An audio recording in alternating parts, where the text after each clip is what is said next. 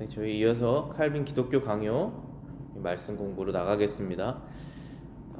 이번에 저희가 다루고 있었던 주제는 회개에 관한 주제였고, 특별히 그 칼빈이 있었을 당시에 로마 카톨릭 교회에서 회개하려면은 고해성사해야 된다라고 가르쳤던 것이 얼마나 거짓된 것인지에 관한 그런 내용을 다루고 있었습니다.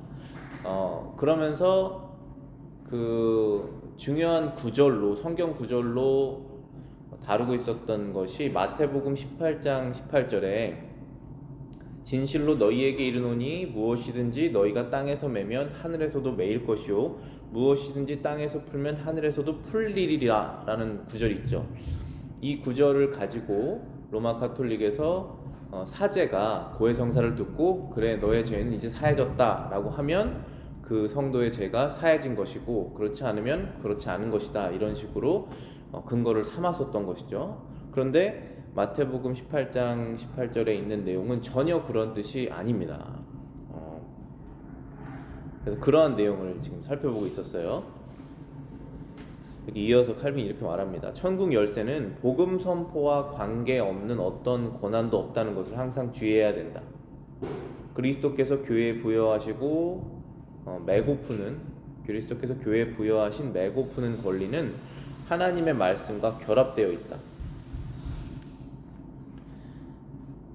그 교회에 천국 열쇠를 주신 것은 맞습니다. 이 구절이 거짓 구절이 아니잖아요. 그러니까 진실로 너희에게 이르노니 무엇인지 너희가 땅에서 매면 하늘에서도 매일 것이고, 여기에서 말하는 너희는 교회가 맞아요. 너희는 교회고, 그래서 땅에서 매면 하늘에서도 매일 것이고 무엇인지 땅에서 풀면 하늘에서도 풀릴 것이다. 그러니까 천국의 문을 너희가 닫으면 그 사람에게 닫힐 것이고 열면 열릴 것이다 라는 구절이 맞는데, 이 구절을 이해할 때는, 천국 열쇠를 이해할 때는 항상 복음 선포와 연결해서 이해해야 된다는 것이에요. 지금 카톨릭은 이걸 가지고 고해성사를 듣고 사제가 선포하면 넌 이제 천국에 갈 수 있다, 이런 식으로 해석하고 권리를 잘못 적용했지만, 이 구절이 의미하고 있는 것은 교회가 복음을 올바르게 선포하는 교회에 이러한 권한이 부여된다라는 것입니다. 결국은 죄인이 천국의 문을 들어갈 수 있는 이유는, 우리가 다 죄인이잖아요. 그리스도의 대속으로 들어갈 수 있는 거죠. 우리의 죄가 대신 속해진 것으로, 대신 씻겨진 것으로 인해서 들어가는 것이죠. 누군가 우리의 죄값을 치러주셨기 때문에 들어가는 것이죠. 죄값을 다 치러낼 수가 없잖아요. 죄값을 치르는 기준도 없고 치를 수가 없다라는 것을 성경에서 1만 달란트 빚진 사람으로 표현을 하잖아요. 평생 갚아도 죄값을 치를 수가 없는데 그리스도의 보혈의 능력이 크시기 때문에 단번에 모든 사람의 죄를 씻으신다라고 하는 것을 우리에게 알려주신 것이죠. 그게 바로 복음 선포입니다. 그것을 믿는 자들을 하나님께서 의인으로 여겨주신다고 하는 것이 바로 복음이에요. 그 복음 선포를 하는 교회에 천국문의 열쇠를 주신 것이다 라고 말씀하신 것입니다. 왜냐하면 천국문은 결국은 복음을 통해서 들어갈 수 있기 때문에 그런 것이죠. 그 다음 주제는 고백에 대한 로마 교회의 교리 요점. 그들은 모든 사람이 자기의 모든 죄를 적어도 1년에 한 번은 자기 사제에게 고백해야 하며, 그들에게 죄를 고백하겠다는 굳은 의도가 없다면 죄는 용서되지 않는다고 말한다. 자, 여기 15번째 주제에 요약이 되어 있습니다. 로마 교회의 그 고해성사에 대한 교리 요점은 이거예요. 모든 사람이 자기 모든 죄를 적어도 1년에 한 번은 자기 사제에게 고백해야 하며, 그들에게 죄를 고백하겠다는 굳은 의도가 없으면 죄는 용서되지 않는다. 이것이 그들의 교리입니다. 그러니까 지금 저희는 개신교 기독교이지만은 로마 카톨릭에서는 이렇게 행한다는 것이에요. 어떤 성도가 1년 동안의 모든 지은 죄들을 가지고 최소한 한 번은 사제에게 가서 죄 용서를 받아야지 죄 용서를 받게 되는 것이다. 이런 교리를 적용했어요. 자, 그러면은 이게 좋은 걸까요? 나쁜 걸까요? 당연히 안 좋은 것입니다. 의도가 좋다고 하더라도 하나님의 말씀과 다르면 결과적으로는 악용되게 될 수밖에 없습니다. 왜냐하면 일단은 모든 죄를 일일이 고백하는 것이 불가능합니다. 저와 여러분들이 하나님 앞에서 범하는 죄를 일일이 다 고백하는 것이 불가능합니다. 시편 19편 12절에 말씀하시죠. 자기 허물을 능히 깨달을 자가 누구리요? 나를 숨은 허물에서 벗어나게 하소서. 다윗이 고백하는 것이죠. 자기 허물을 능히 다 깨달을 사람이 누가 있겠느냐? 나의 숨은 허물에서 벗어나게 하소서. 하나님 앞에서 제가 죄를 다 회개하고 고백하고 싶은데 다 고백할 수 없습니다라고 말하는 거예요. 만약에 우리가 우리 죄를 다 고백하고 하나도 빠짐없이 다 고백해야지만이 천국에 가는 것이다 라고 하는 걸 정의를 한다면, 그러니까 이거 잘못된 정의죠. 성경이 그렇게 말하고 있지 않아요. 우리가 예수 그리스도께서 나의 죄를 위해서 죽으셨다라는 사실을 믿으면은 천국에 간다고 말씀하셨지, 너의 죄가 하나도 빠짐없이 다 고백돼야지 천국에 간다고 말씀하지 않았습니다. 왜냐하면 그렇게 고백해야 된다라고 하는 것을 붙이는 순간 내가 무엇을 했다라는 것으로 천국에 가는 것이거든요. 근데 그걸로는 갈 수가 없어요. 어떤 것이든지 간에. 그래서 다윗이 하는 기도가 정확한 기도입니다. 내 허물을 다 깨달을 수가 없습니다. 숨겨진 허물에서 저를 구원하여 주시옵소서라고 기도하고 있지 않습니까? 시편 38편 4절입니다. 내 죄악이 내 머리에 넘쳐서 무거운 짐 같으니 내가 감당할 수 없나이다. 내 죄악이 내 머리에 넘쳐서 무거운 짐 같으니 내가 감당할 수가 없습니다. 우리는 죄를 전체적인 것을 다 이해할 수도 없고 그것이 얼마나 무거운지도 이해할 수는 없지만 내가 감당할 수 없다는 사실은 확실한 것이에요. 그것을, 그 마음을 가지고 하나님께 나아가는 것입니다. 우리 구원자이신 예수님께로 나아가는 거예요. 그러면서 우리가 구원을 다시 확인받는 것이죠. 구원을 얻어내는 것이 아닙니다. 다윗은 죄를 고백하는 문제에 대해서 깊이 생각한 사람이었다. 그렇죠. 다윗처럼 자기 죄에 대해서 깊이 고백한 사람이 있겠습니까? 성령이 다윗에게 임하셔서 시편을 작성한 사람인데 그만큼 하나님 앞에서 자기 자신을 완전히 다 드러내놓고 철저하게 자기 자신을 하나님께 죄를 고백한 사람이 없다라는 것이죠.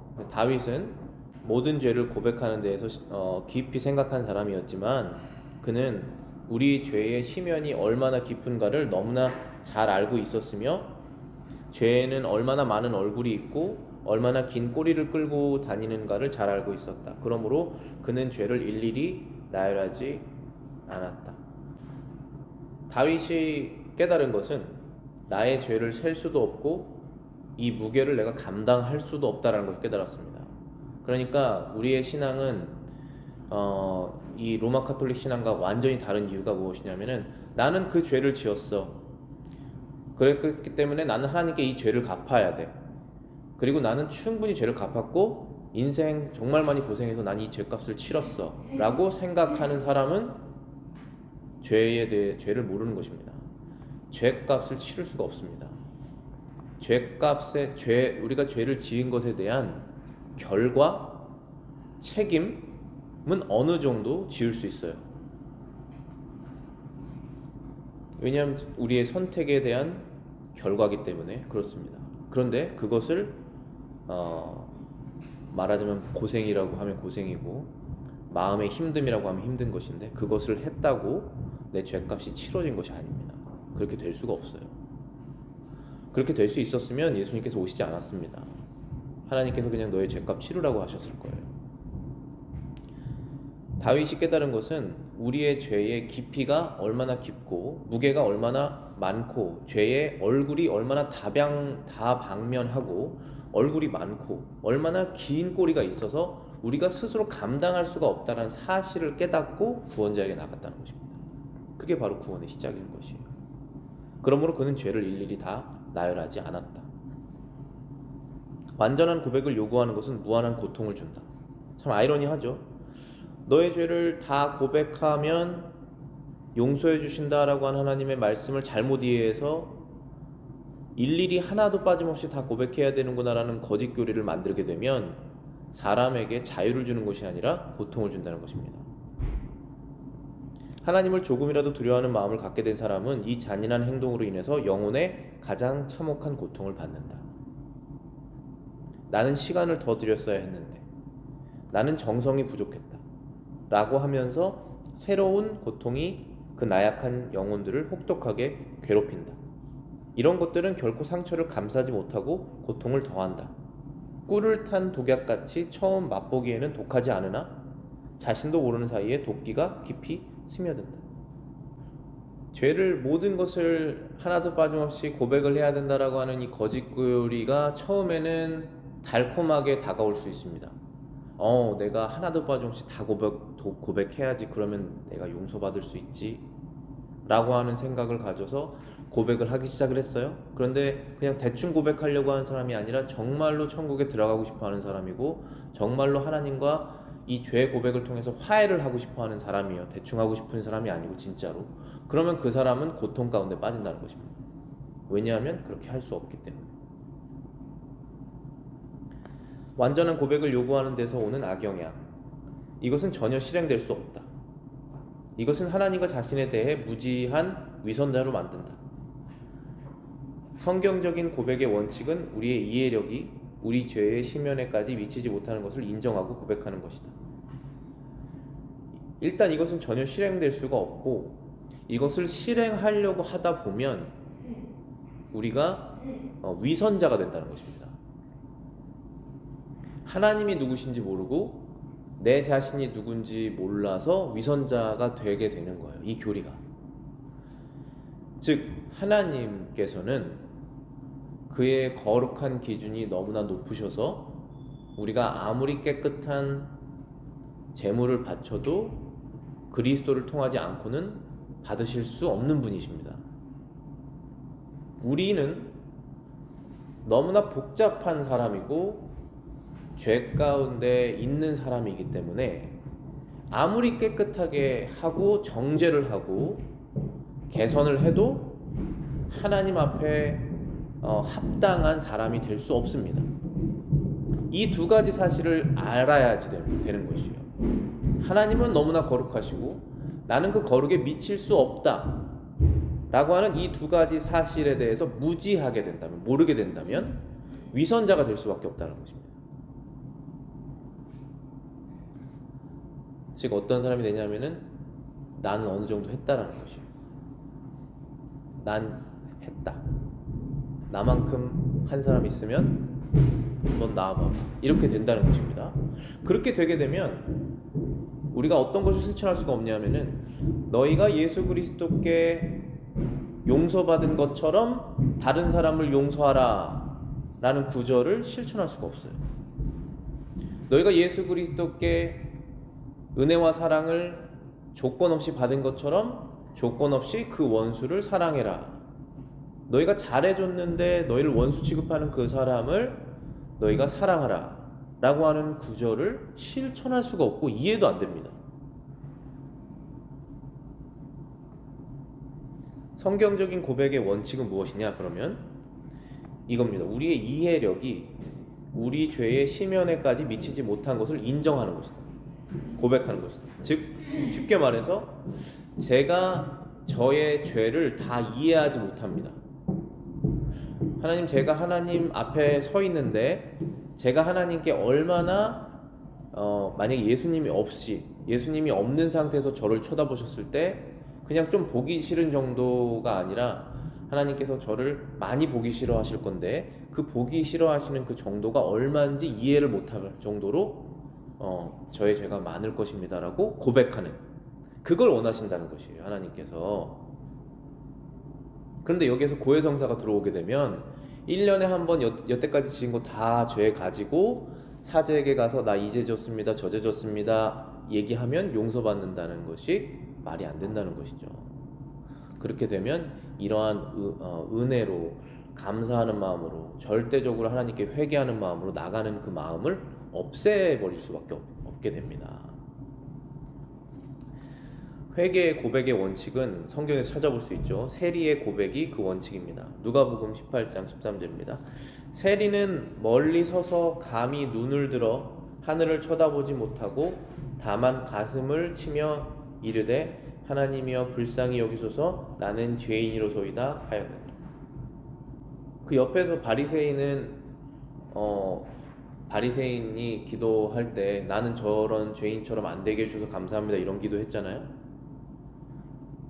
그런 기도 할 수 없다라는 것입니다. 저희는 멀리 서서 감히 눈을 들어 하늘을 쳐다보지 못하고 다만 가슴을 치며 하나님이여 불쌍히 여기소서 나는 죄인이로소이다 라는 기도가 바로 회개의 원칙을 보여준다는 것이에요. 에스겔 18장 22절입니다. 그 범죄한 것이 하나도 기억함이 되지 아니하리니 그 범죄한 것이 하나도 기억함이 되지 아니하리니. 누가 기억하시지 않는다는 것이죠? 하나님께서 기억하시지 않는다는 것입니다. 저와 여러분들은 우리의 죄를 굉장히 많이 잊습니다. 많이 잊어요. 저희는 오래 좀 지나면 잊게 되고 시간이 지나면서 기억도 흐려지고 또 그때 내가 잘못한 것이 그렇게 잘못했나 뭐 이런 생각도 들고 하면서 흐려져요. 그런데 여기에서 말씀하시는 내가 하나도 범죄한 것이 기억되지 않는다라는 것은 전혀 그런 뜻이 아니에요. 여러분 주변에 10년 전에 있었던 일 정확하게 기억하는 사람 가끔 있을 수 있잖아요. 깜짝깜짝 놀랄 수 있잖아요. 그 사람 그렇게 행동했던 거 정확하게 기억하고. 하나님께서는 정확하게 기억하십니다. 그때의 그 상황, 그 말을 투의 뉘앙스, 그리고 왜 그런 말을 했는지 그 속에 있는 의도 다 알고 계십니다. 내가 내 자신을 흐리고 속이는 것까지도 다 아시죠. 그런데 그 죄를 기억하시지 않겠다고 약속하신 거예요. 이런 것도 있지 않습니까? 우리가 죄 지은 것이 너무나 부끄럽고 또 후회되고 실망스러워서 그 죄가 너무나 정확하게 기억이 나고 없어지지가 않습니다. 평생 동안. 그 죄로 인해서 여러분들이 괴로워하실 필요 이제 없습니다. 하나님께서 기억하시지 않는다고 하셨잖아요. 그리스도 안에서 새로운 피조물이라고 하셨잖아요. 그래서 여러분들도 그런 걸 연습 한번 해보세요. 내가 예전에 지은 죄로 인해서 여러분이 괴로우신다면 그 괴로움을 다 하셔서 어떤 죄값을 치러서 해결될 수 없다는 사실을 아셔야 되는 것이에요. 그래서 거기에서 벗어나셔야 됩니다. 이제는 그것은 이제 지나간 일이고 하나님께 우리가 죄를 다 용서받았다는 사실을 기억하셔서 새로운 길로 나가는 것이죠. 또 반대로 여러분에게 죄 지은 사람, 우리가 죄를 짓기도 하지만 죄를 당하기도 하지 않습니까? 그 사람의 그 죄를 우리가 잊을 수도 있어야 되는 것이에요. 기억에서 잊을 수는 없지만 없는 것처럼 생각할 수 있어야 된다는 것입니다. 그게 우리 하나님께서 우리를 대하시는 방식이기 때문에. 근데 그게 굉장히 작은 변화지만은 우리의 모든 걸 다 바꿔놓는 것이에요. 그래서 그리스도 안에서 새로운 피조물이라고 하는 것이 완전히 다른 사람이 되는 것입니다. 그 마음가짐이 하나 차인데, 근데 이것은 무슨 불교나 아니면 뭐 요가나 이런 데서 마음가짐을 잘하면 다 바뀌지, 그런 마음가짐이 아닙니다. 이것은 성령이 감동을 하셔서 그 안에서 바뀌는 마음가짐을 말하는 것이죠. 우리는 그렇게 마음을 바꿀 수 있는 능력이 없어요. 성령께서 우리를 바꾸셔서 바뀌어지는 것입니다. 그런데 어떻게 바뀌어야 되지? 라고 하는 그 정의, 그 목표는 성경에서 찾는 것이죠. 성경에서 근거한 대로 우리가 기도하고 그 약속이잖아요. 그 약속대로 하나님의 영이 우리에게 오셔서 우리를 바꾸는 것입니다. 비밀 고백을 비평함. 이것은 교회에 해를 끼치는 법이다. 교회에 득이 안 된다는 것입니다. 무익하고 무효할 뿐 아니라 무익, 도움이 안 된다는 것이고 무효, 효과 없다는 것입니다. 많은 불경과 모독과 과오를 빚어내므로 즉시 폐지해야 한다. 칼빈이 지금부터 500년 전에 즉시 폐지해야 된다라고 했는데 폐지됐습니까? 폐지되지 않았죠. 오직 폐지해야 된다고 생각하는 사람들이 그 로마 가톨릭을 나온 것입니다. 그래서 개신교가 시작이 된 것이죠. 교회가 정화가 된 것입니다. 이것으로 인해 1년 내내 죄 지을 담력을 얻을 뿐 아니라 남은 1년 동안은 죄 고백할 필요가 없기 때문에 그들은 하나님 앞에서 애통하거나 정신 차리는 일이 결코 없으며 계속 죄를 지며 한 번에 모조리 뱉어버리겠다고까지 생각하게 된다. 사람이 교묘하죠. 이 죄라는 것이 교묘하죠.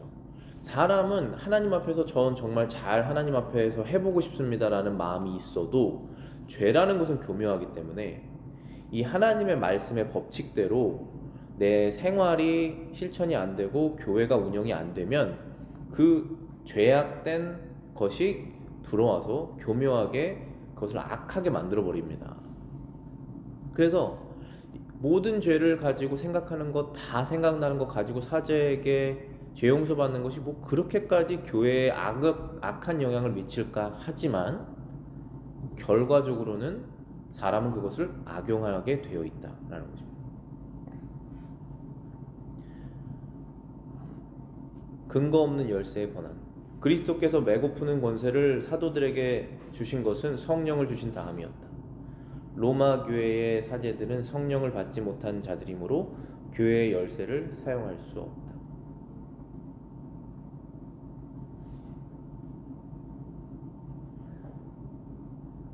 그리스도께서 천국을 여는 문, 그것을 메고 푸는 그 권세를 사도들에게 주셨다라고 지금 되어 있습니다. 여기 예수님과 3년 동안 같이 동행했었던 그 사도들, 12제자들에게 그 열쇠를 주시겠다라고 마태복음 18장에 말씀하셨는데 그것은 그들에게 성령을 주신 다음이었다라고 말하고 있습니다. 근데 로마 가톨릭의 사제들은 성령 없는 자들이기 때문에 교회 열쇠 사용할 수 없다는 것입니다. 성령이 있고 성령이 없다는 전혀 다른 얘기예요. 똑같은 사람입니다. 똑같이 밥 먹고 똑같이 아침에 씻고 일어나서 일 갑니다. 똑같이 사람들한테 하이하고 인사할 수 있어요. 그런데 성령이 있고 성령이 없고는 다른 것이에요. 태어났거나 죽었거나 살아있거나 죽었거나입니다. 근데 성령이 있는 것을 어떻게 아느냐?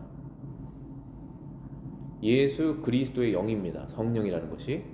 그래서 예수 그리스도를 믿는 사람이 성령이 있는 것이죠. 그분의 하나님의 아들이 되심,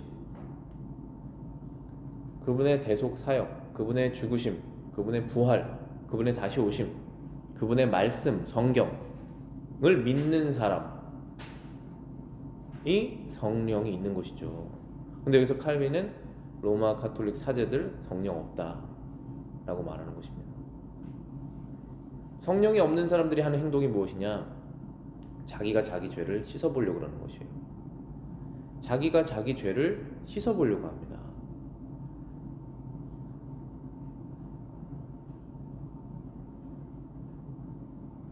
성령이 있는 사람들은 예수 그리스도를 구원자로 믿기 때문에 그분께서 나의 죄를 다 씻으셨다는 것을 믿게 되는 것이잖아요. 그런데 성령이 없기 때문에 그리스도를 믿을 수 없고, 그리스도를 안다라고 하는데 사실은 모르고, 성경을 믿는다고 하는데 사실은 안 믿고, 그렇게 되는 것이에요. 성령이 없으면. 그래서 자꾸 이러한 이상한 방법으로 죄 용서 받는 방법을 만들어내는 것입니다. 오해해서, 성경을 오해해서. 사제가 메고 푸는 일을 하는 것은 불확실하다. 그러나 복음 전도자와 교회는 이러한 값어치를 판정하기 위한 하나님의 말씀을 가지고 있다.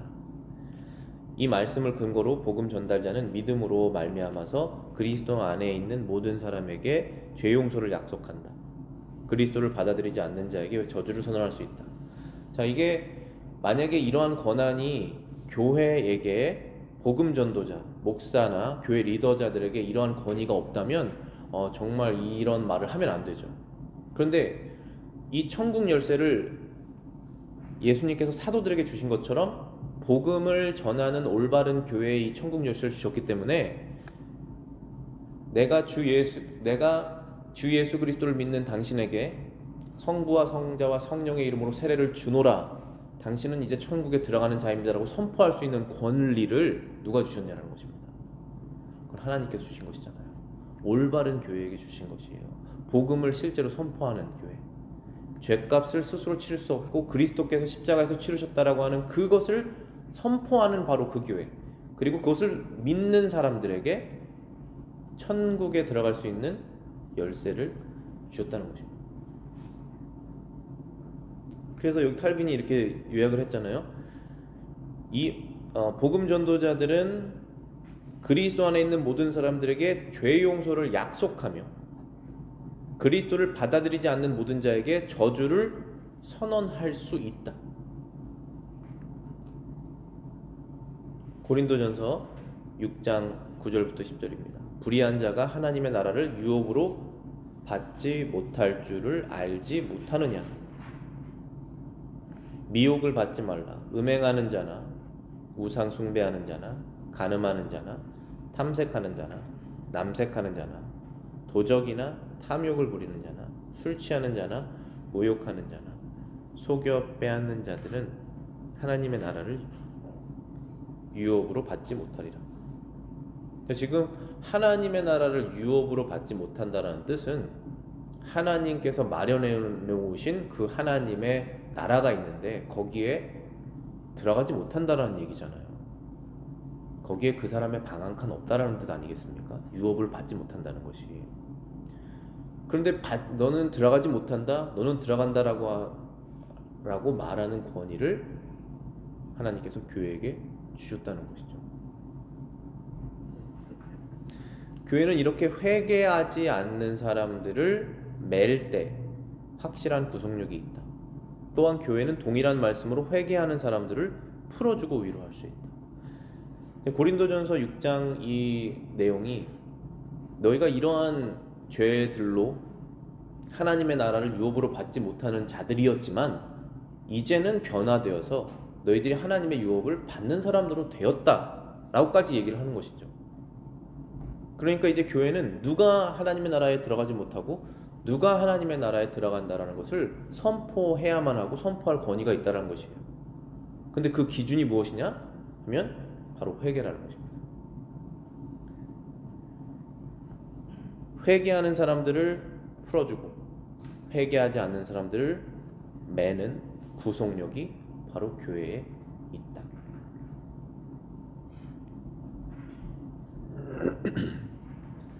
그들은 사제가 죄들을 알고 그 죄들을 사면했다는 것을 죄 용서의 근거로 삼는 문제를 범한다. 자, 여기서 중요한 단어 있어요. 근거가 뭐냐는 것이에요. 저 사람 죄 용서 받았다, 저 사람 이제 죄 용서 받고 천국에 들어간다라고 하는 그 근거가 뭐냐는 것입니다. 여러분과 저의 근거는 뭐예요? 우리는 믿음이잖아요. 근데 여기에서의 근거는 사제가 그들의 죄를 알고 있고 사제가 그들의 죄를 사면했다는 것을 죄 용서의 근거로 삼는다. 그것이 바로 문제이다. 그러니까 사람이 죄를 지었을 때 제일 먼저 우리가 성령으로 감동받지 않았을 때 하는 행동이 무엇이냐면은 나 그거 죄 아니다라고 얘기하는 거예요. 부정하는 것입니다. 나 그거 죄 아니야. 저 사람 때문에 내가 그거 한 거잖아. 이렇게 부정을 합니다.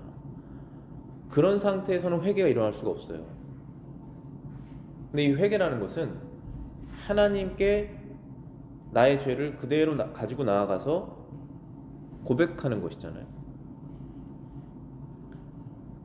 그래서 이 천주교에서는 사람이 그렇게 고백하는 것이 힘든데 그것을 사제에게 고백했기 때문에 저 사람은 회개할 준비가 된 사람이다 라고 인정을 해준다는 것이에요.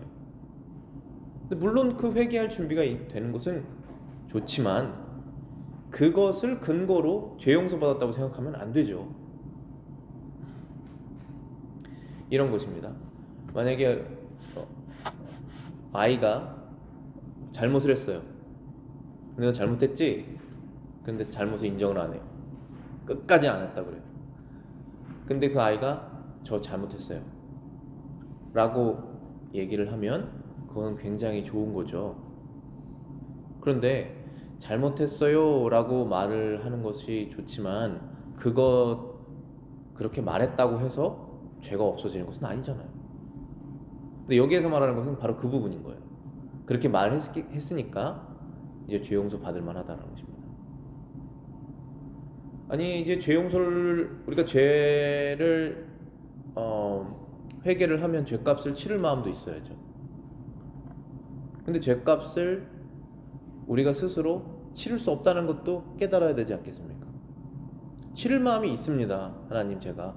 근데 제가 죄값을 치를 수가 없어요. 그것이 너무나 깊고 너무나 다양하고 너무나 셀 수 없기 때문에. 그게 바로 구원으로 가는 길 아닙니까? 그래야지만 예수님께로 나아가죠. 그리고 그리스도께서 나를 위해서 죽으셨다는 사실에 자유를 얻는 것입니다. 이것을 가로막고 있다는 것이에요. 누가 가로막고 있습니까? 지금 천주교 사제들이 가로막고 있는 것이에요. 그 사람이 지금 거기까지 가야 되는데 막은 것이에요, 길을. 그래서 교회의 악이라는 것입니다, 이게.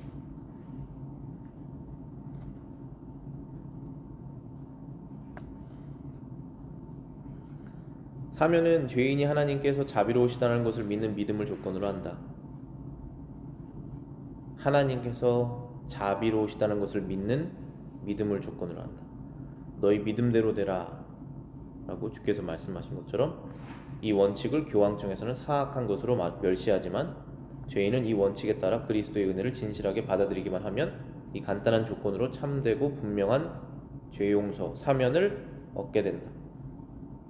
믿음, 예수 그리스도의 대속 사역, 나의 죄를 대신 속해 주신 그 사역, 죽으심, 그것으로 인해서 내 죄가 용서받았다라고 하는 그 믿음으로만 하나님께서 구원의 조건으로 여긴다라고 하신 것을 성경에서는 증명하고 있는데 천주교에서는 그렇게 말하면 악하다라고 말한다는 것입니다. 왜냐하면 너가 죄값을 치러야지 라고 말하는 것인 거예요. 그게 바로 천주교의 사상입니다. 인본주의죠. 성경을 읽는다고 하지만은 사람이 만들어낸 방식입니다. 그렇게는 죄 용서 받을 수 없어요. 그것은 하나님께서 약속하신 방법이 아닙니다.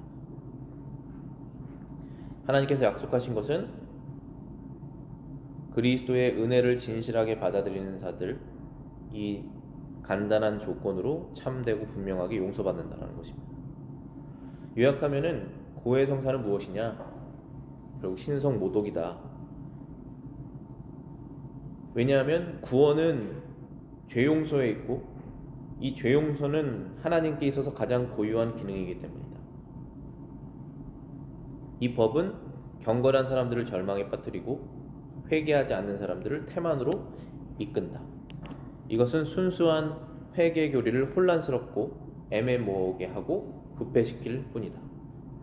고해성사는 왜 신성모독이냐 하면 하나님께만 가지고 계시는 그 고유한 죄용서라고 하는 권리를 사람이 탈취했기 때문에 신성모독이라는 것이에요. 신성모독이라는 것은 하나님께 속해 있는 영광을 사람이 또 마귀가 가져가려고 하는 것이 바로 신성모독이지 않습니까? 죄용서라는 것은 오직 하나님께만 있는 권위예요. 그래서 바리새인들이, 사두개인들이, 서기관들이 예수님에게 계속 신성모독이라고 한 이유가 그냥 병만 고쳐주면 되지 왜 죄용서를 받았다라고 말을 하느냐라고 계속 말한 거잖아요. 죄용서 받았다라고 말하는 것은 하나님께만 속한 권위인데 어떻게 당신이 저 사람에게 죄용서를 해주겠다라고 말을 하느냐, 당신 신성모독이다 해가지고 십자가에 못 박아야 된다고 생각했던 사람들 아닙니까? 오직 죄용서는 하나님께만 속해 있는 권리입니다. 근데 그것을 예수님께서 갖고 계신 것이죠. 왜냐하면 그분이 하나님의 아들이시고 하나님이시기 때문에 그런 것이죠. 그래서 이 고해성사라는 법을 만약에 경건한 사람, 정말 하나님께 죄용서 받고 싶은 사람이 있다면은 그 사람이 어떻게 하다가 아직 예수님은 모르지만 정말 하나님 앞에서 경건하게 살아보겠다라고 한 사람이 천주교를 가게 돼서 이 교리를 듣게 되면 그 사람은 반드시 절망에 빠질 수밖에 없어요. 이것은 내가 절대로 할 수 없는 것이구나. 그래서 오히려 타락의 길로 갈 수 있습니다. 할 수 없으니까. 그런데 반대로 회개하지 않는 사람들, 그냥 대충 죄에 대해서 신경도 안 쓰고 그런 사람이 이 로마 카톨릭 교리를 얻게 되면 완전히 또 반대로 어차피 죄 이렇게 지은 다음에 1년에 한 번 고백하면 되는 거니까 상관없구나 하고 타락의 길로 또 빠질 수 있잖아요. 절대로 구원의 길로 갈 수 없는 교리라는 것입니다. 그래서 순수한 회개교리, 회개교리는 아주 순수한 것이에요. 너무나 순수해서 아이들도 이해할 수 있습니다. 그 순수한 교리를 혼란스럽게 하고 애매하게 하고 부패시킨다. 그것이 바로 로마 카톨릭의 교리이다. 기도하겠습니다.